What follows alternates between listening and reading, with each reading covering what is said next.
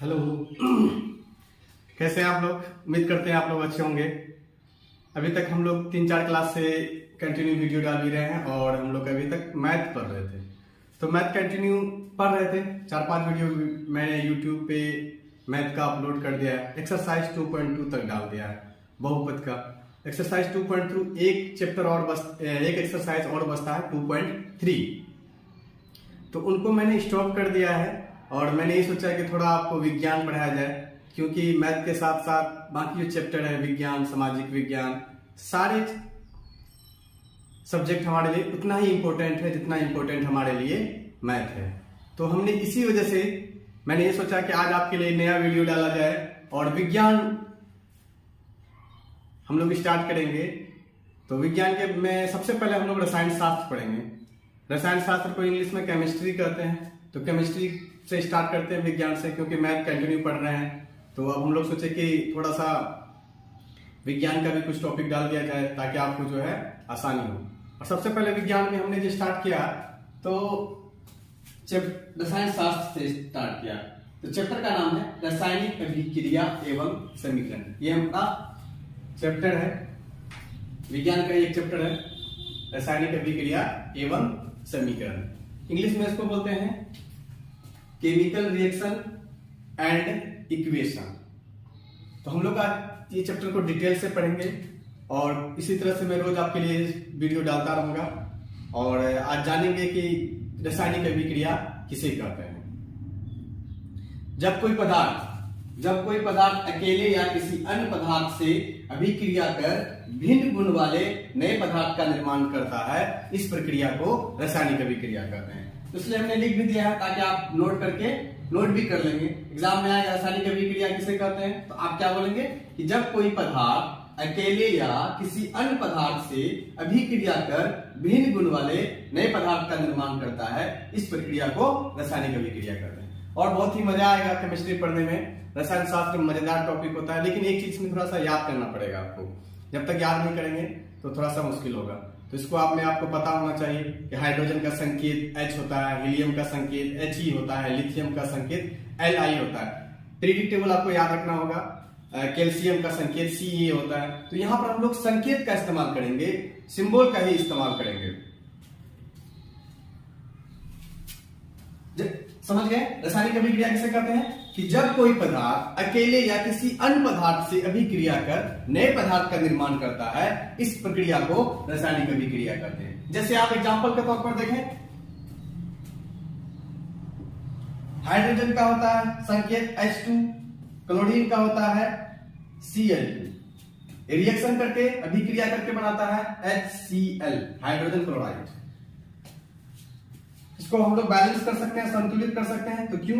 Hydrogen 2 है, chlorine के 2 अणु हैं, इसलिए हम लोग यहाँ 2 से गुना करेंगे तो क्या होगा समीकरण, ये रासायनिक अभिक्रिया मेरा संतुलित हो जाएगा। और याद रखिएगा रासायनिक अभिक्रिया में ये बाएं और ये दाएं, तो बाएं वाले को कहा जाता है अभिकारक और दाएं वाले को कहा जाता है प्रतिफल। हम लोग रसायन शास्त्र पर है, इसके बाद हम लोग भौतिकी स्टार्ट करेंगे, फिजिक्स पढ़ेंगे, फिर जीव विज्ञान पढ़ा जाएंगे। इस तरह से मैं थोड़ा थोड़ा करके वीडियो आपको डालता रहूंगा और आप जो है नोट्स करते चलें। जब तक नोट्स नहीं करेंगे आपकी तैयारी अच्छी नहीं होगी, ताकि रिवीजन करना जरूरी है। और अगर आप मान लीजिए नोट्स नहीं किए, एक बार देख लिए, दोबारा फिर इस वीडियो को देख करके आप नोट्स कर लें। और जब भी अगर कभी भूल जाए तो क्या करिए कि आप जो है दोबारा से इस वीडियो को देख लेंगे, तो आपके दिमाग में जो है फिर से रिवीजन हो जाएगा। तो इससे ये भी रिवीजन का भी काम हो जाएगा और साथ साथ याद भी हो जाएगा, आपका नोट्स भी बनता चला जाएगा। तो रासायनिक अभिक्रिया, जब कोई पदार्थ अकेले या किसी अन्य पदार्थ से अभिक्रिया कर भिन्न गुण वाले नए पदार्थ का निर्माण करता है, इस प्रक्रिया को रासायनिक अभिक्रिया करता है। और भी एग्जाम्पल देकर के आप समझ सकते हैं। जैसे मान लीजिए एग्जाम्पल पे कि हाइड्रोजन ले लें और ऑक्सीजन ले लें। जब ये रिएक्शन करता है, अभिक्रिया करता है, तो क्या बनाता है, H2O बनाता है।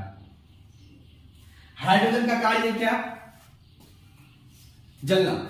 ऑक्सीजन क्या करता है, जलने में मदद करता है। लेकिन जब ये दोनों मिल जाता है तो एक नया भिन्न गुण वाला पदार्थ बना दिया, वाटर बना दिया, जल बना दिया, H2O बना दिया, तो जल बना दिया। तो आपने देखा कि हाइड्रोजन का जो गुण था और ऑक्सीजन का जो गुण था, जब ये दोनों मिला तो एक नया गुण वाला भिन्न गुण वाला पदार्थ बन गया जिसका नाम क्या है H2O। तो परिभाषा में भी वही साफ साफ लिखा हुआ है कि जब कोई पदार्थ अकेले या किसी अन्य पदार्थ से अभिक्रिया कर भिन्न गुण वाले नए पदार्थ का निर्माण करता है, इस प्रक्रिया को हम लोग क्या कहते हैं, रासायनिक अभिक्रिया कहते हैं।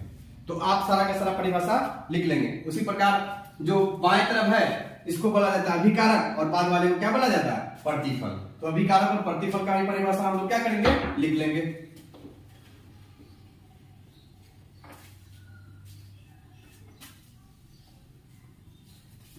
अभिकारक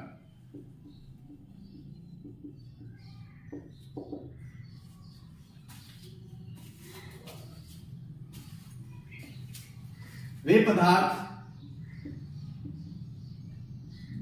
जो रासायनिक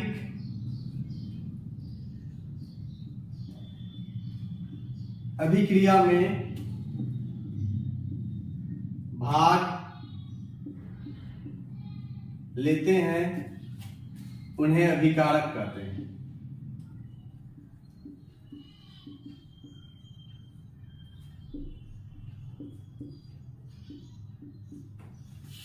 ये हो गया अभिकारक का। दूसरा है प्रतिफल।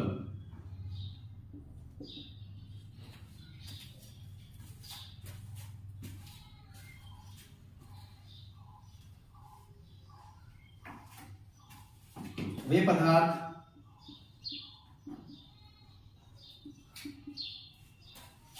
जो रासायनिक अभिक्रिया में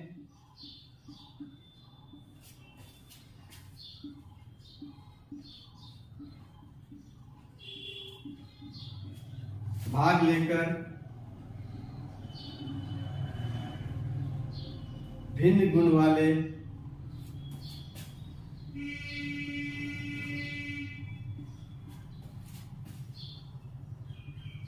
नए पदार्थ का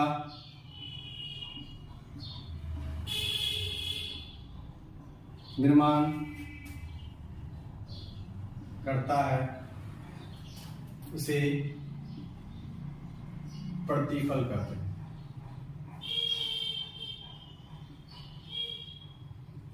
बहुत आसान है, तीन ही चीज हुआ। अगर कोई रासायनिक अभिक्रिया हो रहा है तो जो रासायनिक अभिक्रिया में जो पदार्थ भाग ले रहा है वो अभिकारक, और जो नया पदार्थ बन रहा है उसको क्या बोलेंगे हम लोग, प्रतिफल। उम्मीद करते हैं आपने लिख लिया होगा। अगर आपने नहीं लिखा है तो वीडियो को पॉज करके आप क्या करेंगे, इनका परिभाषा लिख लेंगे।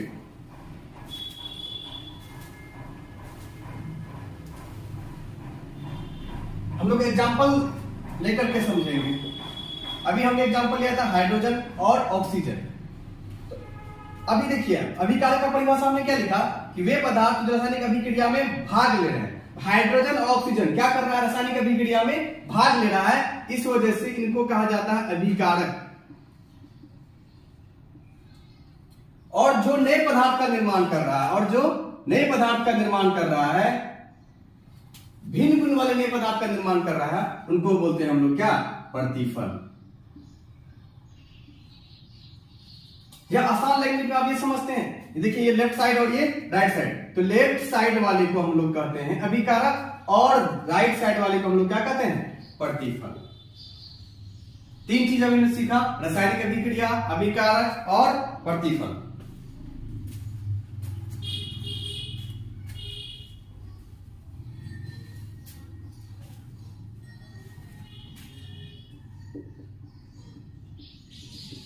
रासायनिक अभिक्रिया की विशेषता।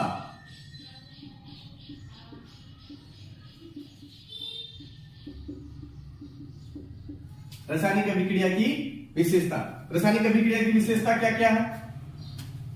सबसे पहले तो गैस की उत्पत्ति, रासायनिक अभिक्रिया होगा तो गैस की उत्पत्ति होगा।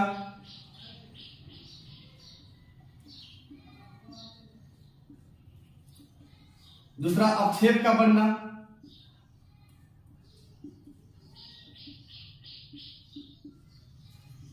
तीसरा रंग में परिवर्तन होता है, रंग में परिवर्तन। इस तरह से और भी दो तीन होते हैं, आप किताब में पढ़ें, जरूर पढ़ें। किताब को पढ़ने का, रीडिंग करने का आदत डालें। किताब पढ़ने से क्या पता चलेगा कि आप ये जानेंगे कि हमको पढ़ना क्या क्या है और किताब को रीडिंग देना बहुत ही इंपॉर्टेंट है। आप जितना रीडिंग देंगे उतना ही आपका जो है कंफ्यूजन भी क्या होगा, दूर भी होगा, और जो हम पढ़ा रहे हैं वो आपको समझ में आएगा। आप जो है सिर्फ नोट्स कर लेंगे, ये कर लेंगे तो काम तो चल जाएगा, लेकिन किताब को रीडिंग देना ही उतना ही इंपॉर्टेंट है जितना कि आपको पढ़ना। तो बुक को रीडिंग देने का आदत डालिए आप, और जितना हो सके मैक्सिमम 2 बार 3 बार, जितना मैक्सिमम से मैक्सिमम बार आप अपने बुक को रीडिंग देंगे। बुक रीडिंग देने से क्या होगा, आपके अंदर जो कंफ्यूजन है, जो सवाल उत्पन्न होंगे वो आपके खत्म होंगे। चौथा, ताप में परिवर्तन।